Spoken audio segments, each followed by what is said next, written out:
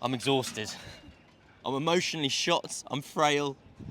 I don't know what to do. England have won by 22 runs. This is the Final Word Daily. I'm Karen Ponsonby. I'm joined by Ben Jones. The show is brought to you by Newbrew. We've had a thriller. We've had a type of cricket day I've genuinely never seen before. And to explain it all to you in 30 seconds is Ben Jones. India win by 22. England win by 22 runs. Good start, Jonesy.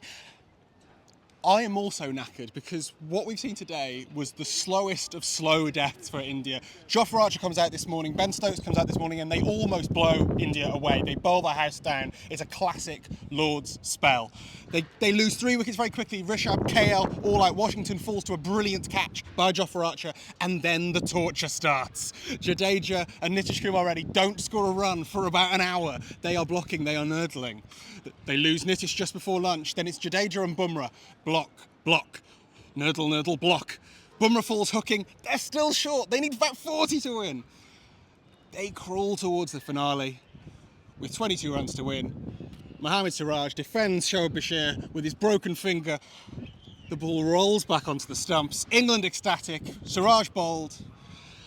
What a test. What a day. You know when, like, in club cricket where they go, lads, if we bat the overs, we'll win. They did. Simple sport. And they lost. India batted close to 80 overs to score 170 runs. It was so slow, and I only got the fear in me that England might not win this test match when Jadeja got it below 65. So to give you some context, England won this match 3 times over. They got their foot in the door last night with those 4 wickets. Then this morning they removed Pant, they removed Sundar, they removed Nitish Kumar Reddy, KL Rahul as well, and you're like, it's over. Match finito, done, comprende, 2-1 England. And then the slow burn just continued to build, but it just felt like a delaying of the inevitable. Just like there's too many runs. Bumrah's hiding, Jadeja's hiding Bumrah from the strike, but he's not scoring any runs himself. So you're literally moving nowhere. There is a man standing still in a field, succeeding in doing nothing. But eventually they got a bit closer, a bit closer, a bit closer. We went into the final session of the day. We had tea, we had the extended break. Jadeja had to go for a piss because he'd been out there for so long. He was like, I'm not used to playing this amount of sports, that he needed to then go and wee, basically, and the cameras followed him, which was weird. Coming to a Hall of Fame near you soon. Siraj, longest test innings of his life. Bumrah, 3rd longest test innings of his life.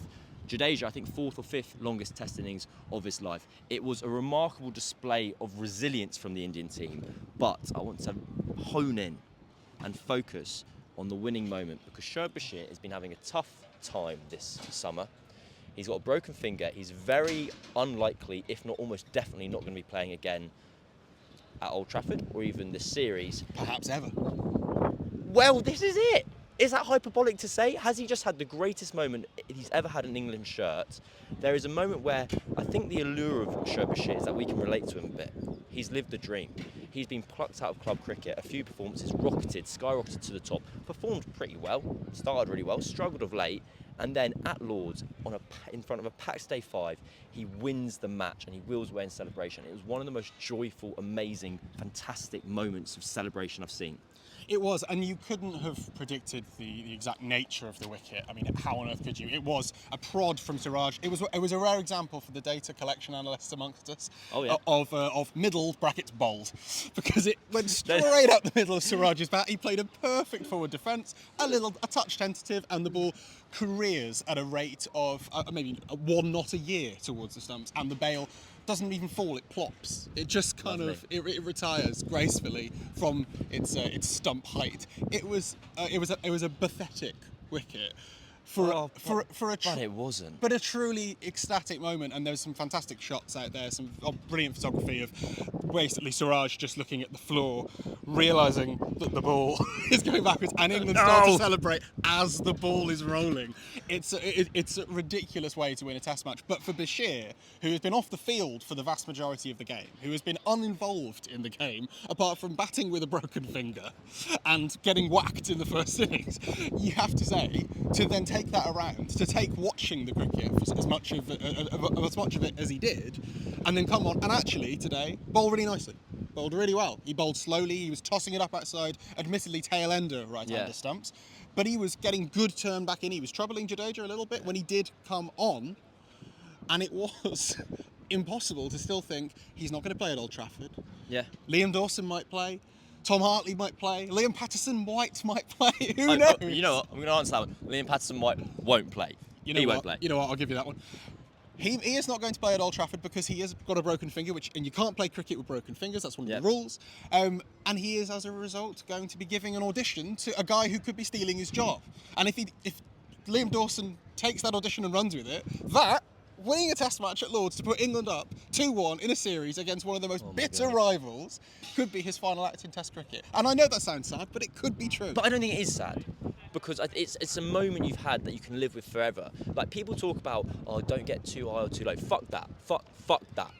Get as high as you want off that. Get as high That's as incredible. That's something you'll never do again in your life. You have won a test match. I was thinking about this today. We always have these things about, you remember the great teams, and you look back through it in history, and actually they never really played together that often. Kind of the England Ashes 05 team played together like a dozen times, kind of thing. Similar with that Aussie batting lineup. This is such a unique England team out here today. You've got. I was sat there there's this camera gantry here at Lords, and it's an amazing place to go and watch the cricket. Basically, you're just below where the cameras are, basically. So that's actually the exact view everyone sees from home. But it feels special. It feels special. And you're watching Ben Stokes charging from one end. You're watching Jofra Archer charging from the other. Two men, one's got hamstrings made of lasagna. The other one's got an elbow. That'd be quite good, actually, wouldn't it? No, it wouldn't. They're kind of melting, floppy and mushy. You don't want glass hamstrings or No, I'm going to change that. Taut, tight. Choose a different Italian food. Uncooked spaghetti. Uncooked spaghetti. You've got Jofra Archer, who's had 5 surgeries on his elbow. You've got Bryden Cast, who is the most sustainable part of that bowling attack. Yeah, he was trying to get his toe chopped off early this year. Chris Woke's 36 years old. I'm not going to say that. I made a really good joke earlier today, but don't worry about it. I'll save it for another time.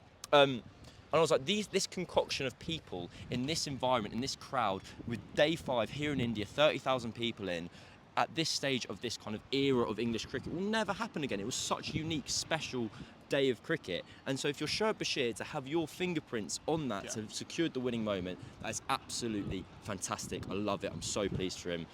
I thought it was great. And just one thing on that, because I think we should probably go back to the start of the day and talk about some of the what happened. Some of the actual cricket that happened that wasn't the final moment. Another little combination of people that don't play together very often. Guess how many tests Jofra Archer and Mark Wood have played together? 0. The answer is 1. Okay. Thanks for ruining the joke. But Jofra Archer comes out today. He bowled really poorly last night, by the way. Ben Stokes gave him the new ball and said, go and bowl the house down. He couldn't. He didn't. He bowled 2 full, and he kept on going, please can I have a sweeper? Please can I have a sweeper? And funny. Stokes was just like, new phone, who dis? I'm not giving you anything. Allowing him to eventually find a leg. Didn't find it. Brought Bryden Cast on. He almost won them the test match last night. Today, Stokes decides he himself is going to open up. Oh yeah. Alongside Jofra Archer, who starts with a terrible delivery down leg side and then basically hones in on the perfect length to bowl on this pitch, around where there was the inconsistent bounce from that high release that we talk about from him at pace. It was the fastest day 5. It was the 6th fastest day 5 spell by anyone since records began. 6th fastest by anyone. So basically, I thought it was the fastest. I thought I read something that it was the fastest. You've missed a word, because I might have done some lying as but well. You've been here for 5 days. You've not even really been at the test match for all of it, and you're knackered. Jofra Archer's been playing it for 5 days, and he runs in and he bowls 90-mile-an-hour spell. He rips through Rishabh Pant's defence within minutes of the test starting, and you think, oh, the guy that was going to score at 100 strike rate and potentially take the game away from England, he's already gone. He's done. And you also, there was this ludicrous situation where for years, and when Jofra last had his proper spell in the team, 2019 to 2021, there was this insinuation that there was a lack of care. And it was just so wide of the mark. And Will McPherson of the Telegraph did this kind of deep dive piece into Jofra coming back. To the journey back. And he had this 300-word section, which I thought was really lovely, where he basically just kind of listed in stages why it was nonsense, and how Archer is one of the most cricket passionate people there is, basically. He spent his teenage years just tweeting about the sport relentlessly. He watches it all the time. time. He spoke about how when England won the 2022 T20 World Cup in Australia, he was like, I might just buy a ticket. I just want to be there. I want to see it. I think he watched it with Saka and Mood in like a hotel room, or maybe that's a different tournament. And they were looking at each other like, it was a look, and that was like, mate, we've got to get back there. He had an interview with Jonathan Agnew from TMS after today's play, and he basically had this line to Agnew, which was like, it was only you that thought I wasn't thinking about coming back. I've been thinking about this the whole time, forever. He was playing club cricket in Barbados just when he had a chance. And for him to come back, have this moment, have the initial moment of euphoria on day 2 or whatever it was when he got his first wicket, and to have the moment of kind of completion today where he gets Rishabh Pant, he then takes an amazing caught and bowled to dismiss Washington Sundar, sends off both of them. Stuart Broad does a funny tweet where he goes like, worth 15%, referring to the fine he will likely get for his demerits points. And this man was invested, he was in, and again it speaks to the moments you get. I mean, the catch was brilliant, but I think people always constantly underestimate how hard it is to come back from injuries. Like the effort that is put in behind closed doors, where no one's rewarding you, no one's clapping you. There's not 30,000 people saying, well done, you've done your resistant band work for the day. Yeah. It takes a long way, a lot of effort to get back to this position. And I think on day 1? Day 2, when he takes his wicket in the first over. 2007. When he gets Jaiswal out, we see relief. We see him sprint off, and it's just, oh, thank God, I've done it, I'm back. And it was almost like a dissipation of energy. Today was the Jofra of old, i.e. the performer. He gets Rishabh Pant and he runs down and he gives him a send-off, but he doesn't crack a face, just stares at him. And just, and then he grins because he's like, I'm just kind of enjoying being back.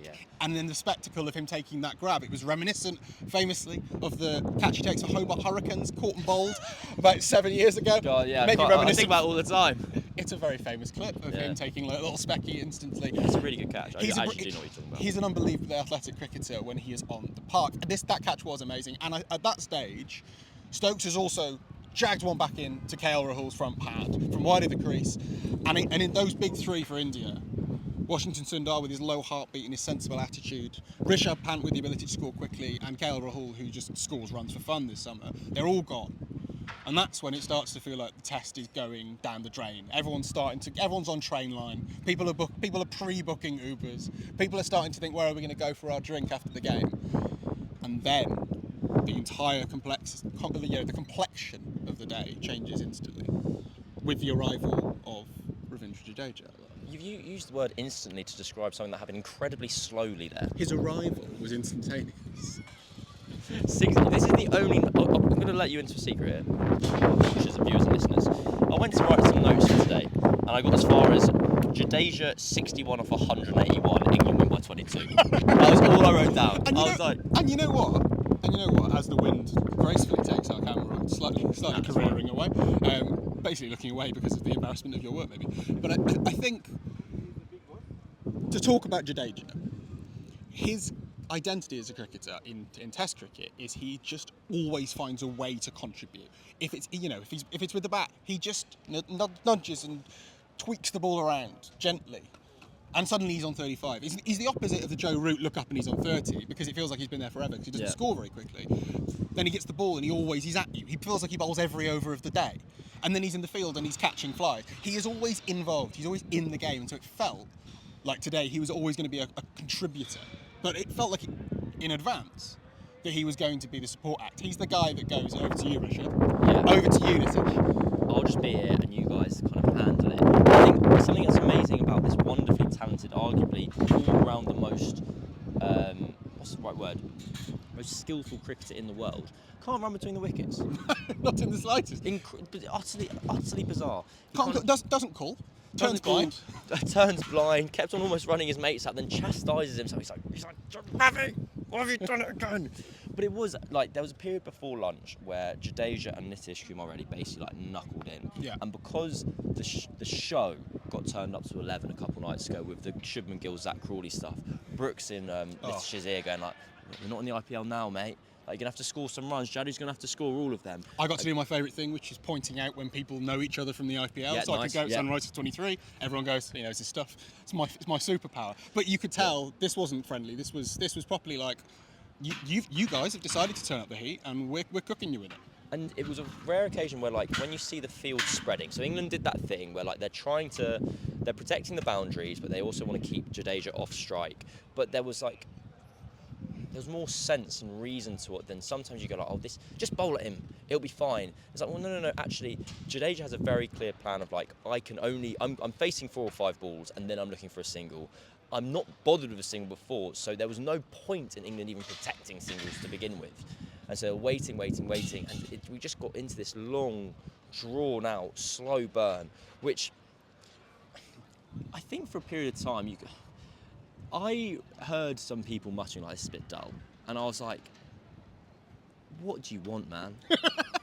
What do you want? I will say, it was the exact cricket that it is the dullest cricket in the world, which is a set batter batting with a tail ender, trying to do the milking the 4th ball for a single thing, which is the worst bit of Test cricket. However, it was with the entire series on the line. So it's the Alfred Hitchcock thing of like, I can make any conversation interesting if the viewer knows that there's a bomb under the table. Yeah, that was the bomb under the table. The Sachin Jimmy's trophy. So the way I describe it from an England point of view is they had a moment today where they were going to win, that their win was going to be euphoric because it was going to have been just so quick and surprising, and just like, you've defended a low total, isn't that amazing?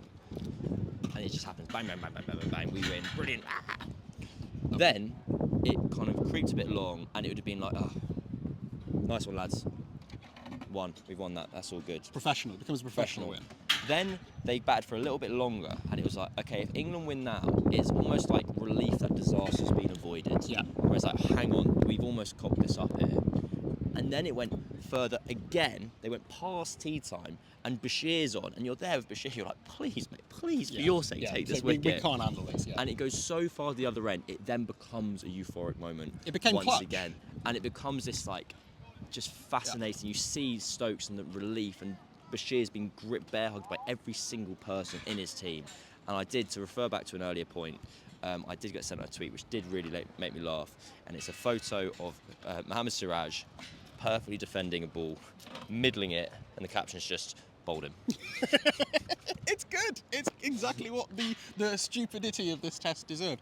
I will say that like that progression towards the finale that became euphoric, I think that's my favourite thing about Test cricket. Yeah. Is the transition from joy. We've won that. Like you say, England won this test a lot of times for a team that I reckon won maybe 4 sessions in the test. They felt like they'd burgled it, and then they slowly went back to the house and put back some of the things they'd stolen, and then the homeowner comes back and you go, do you want it back? Do it back. And then they went, nah, actually we're taking them, and they ran away again. It was a really, really peculiar dynamic as the test came to a close. But we should say, Jadeja, the pattern of play that he chose to go with, which was defensive, he didn't tee off, not even recklessly.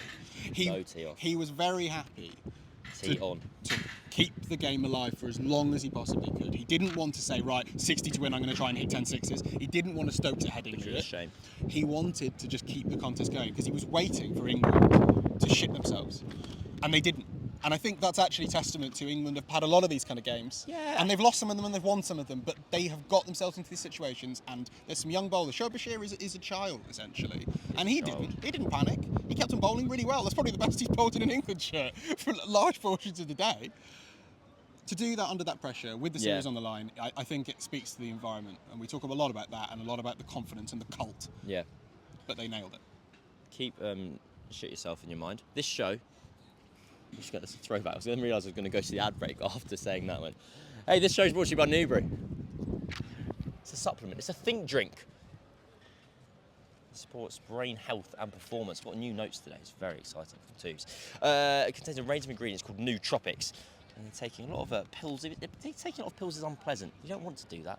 Thank you. I feel like I'm doing my grade 4 music exam. Like Ben's just holding the stand in front of me. We love each other very much. And have a drink that does the job instead in one go. If you're one of those people who gets like a little cold, you always feel like you get the sniffles.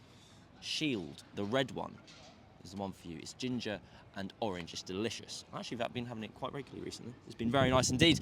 And if you're interested in getting 15% off the New Brew family, head to newbrew.com/15/final word to get 15% off. It will get applied at checkout. That's NOOBRU. We're going to be right back. I was just going to say, big day for 15%. Big day for 15%. Why? the 15% broad tweet. Oh yeah, okay, that's fine. Cam's really tired, everyone. I'm not. Oh God. Okay, we're gonna be right back after this break. Hey, we're back. It's Final Word Daily, brought to you by New Brew. We're in front of the Lord's Pavilion. It's been a wonderful test match, and to round off this test, the Hall of Fame, I told you to keep Yes. not wanting to shit yourself in mind, teeing you up. There was an extended session just before tea. The afternoon session was given an extra 30 minutes because of Bumrah getting out, hooking Ben Stokes, and there's 1 wicket to win, so naturally they stick half an hour on to try and get a result before the interval. And well, that doesn't really that's good for everyone, right? That's great. No one needs a break. Everyone's starting to do their typing. People are starting to book their Ubers once again.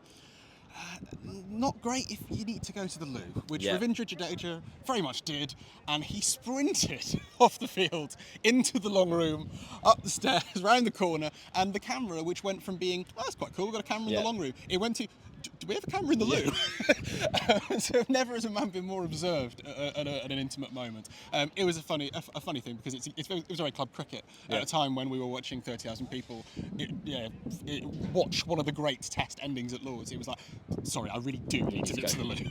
I was really upset that he did go upstairs to the changing room loo, because there is a loo that you can go through the long room, turn right, downstairs turn right, and it's just like the loo that everyone uses. And if you are, as we have been lucky enough to go to the Lord's Pavilion, where you'd be, and I'd have burnt so much money to just be standing at the urinal and be like, look up, like, what are you? Mate, you need to... you really need to go. In many ways. There we go. You know what? We need to go as well. It's been a remarkable test match. England are 2-1 up in the series. They've won this test by 22 runs. It's been phenomenal. It's been enthralling. It's been exhausting. It's been exciting. It's been Bashir's day. It's been Archer's week. It's been England's match. I've been Cameron Ponsonby. Ben Jones has been Ben Jones. If you do want to get New Brew, go to newbrew.com/final word and you'll get 15% off there. And me and Daniel will see you and speak to you again tomorrow.